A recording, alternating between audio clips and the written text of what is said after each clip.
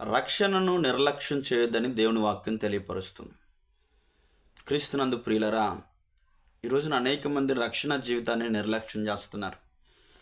ఇంకా రక్షణ పొందే సమయం ఉంది, బాప్తిసం తీసుకునే సమయం ఉంది, మారు మనసు పొందే సమయం ఇంకా ఉందని తమ జీవితాలను సాతానుకు అప్పచెప్పుకుంటున్నారు చాలామంది. ప్రియులరా, సమయం ఉండగానే సద్వినియోగం చేసుకోవాలి. దీపం ఉండగానే ఇల్లు చక్కబెట్టుకోవాలని ఒక సామెత ఉంది. ఈ రోజున దేవుడు మనకిస్తున్న సమయాన్ని ప్రియమైన వాళ్ళరా రక్షణ పొందకుండా నిర్లక్ష్యం చేస్తున్నామా? ఒకసారి ఆలోచించేయండి.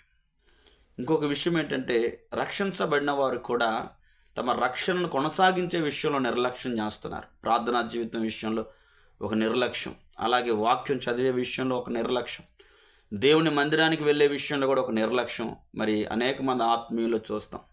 ఈ నిర్లక్ష్య జీవితము ఆశీర్వాదకరమైంది కాదు. దీని ద్వారా మనం